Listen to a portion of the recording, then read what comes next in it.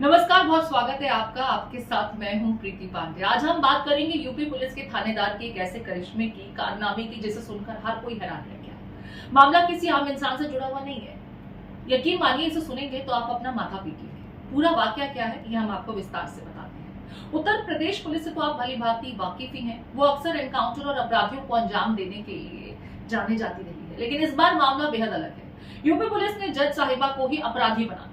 हद तो तब हो गई जब भरी अदालत में जज साहिबा के सामने ही कहने लगी कि मैडम, हम तो छापा मारने गए थे, लेकिन वो महिला अपराधी घर में थी ही नहीं। पुलिस की करतूत सुनकर आप चौंक गए ना? चलिए आपको विस्तार से पूरी कहानी बताते हैं। मामला उत्तर प्रदेश की एक अदालत का है, जहां 23 मार्च को एक सुनवाई चल रही थी। सुनवाई चोरी के मामले से जुड़ी हुई थी। इसी मामले से जुड़े अपराध में राजकुमार उर्फ पप्पू नाम के एक शख्स को, जो फरार चल रहा था, उसकी गिरफ्तारी के लिए अदालत की तरफ से सीआरपीसी की धारा 82 के तहत एक आदेश जारी किया गया।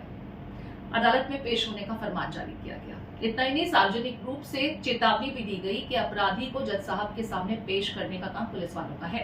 जिसके बाद इस आदेश को संबंधित थाने में भेजा गया, लेकिन यहीं से अजीबोगरीब कहानी ने मोड़ ले लिया। आपको बता दें कि सबसे पहले पुलिस थाने में जब ये आदेश पहुंचता है, तो थाने में तैनात सब इंस्पेक्टर बनवारी लाल इस आदेश पर अमल करते हैं, लेकिन सब इंस्पेक्टर साहब यही एक गलती कर देते हैं। जब उस कागजात को गलती से गैर जमानती वारंट समझ लेते हैं और आदेश में जहां आरोपी का नाम होना चाहिए था, वहां उन्होंने आदेश जारी करने वाली मजिस्ट्रेट का नाम लिख दिया, नगमा खान।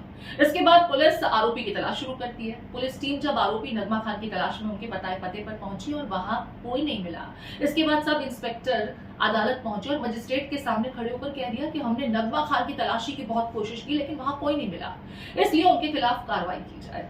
जज साहिबा ने जब इसे जाना सुना, हर कोई हक्का बक्का रह गया कि आखिर जज को ही तलाश रहे हैं सब इंस्पेक्टर, और उन्हीं को चोर मान लिया। इस मामले ने ये भी सवाल खड़े कर दिए हैं कि पुलिस को जो ट्रेनिंग दी जाती है, उस प्रक्रिया को, उस प्रोसीजर को वो समझते भी है कि नहीं समझते हैं। क्या ट्रेनिंग प्रोसीजर्स को बार बार रिफ्रेश करने की जरूरत नहीं है?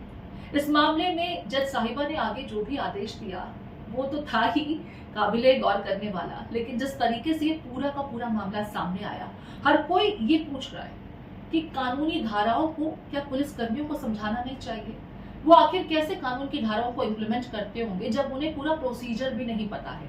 आदेश जारी करने वाली जज साहिबा को ही चोर मान लिया, और जिस चोर की तलाश करनी थी उसके बताए पते पर तो वो पहुंचे भी नहीं, और अदालत में ही आकर के कह दिया कि हमें तो चोर मिले ही नहीं। इस पूरे मामले को आप किस तरीके से देखते हैं? आपके कमेंट्स का हमें हमेशा इंतजार रहता है।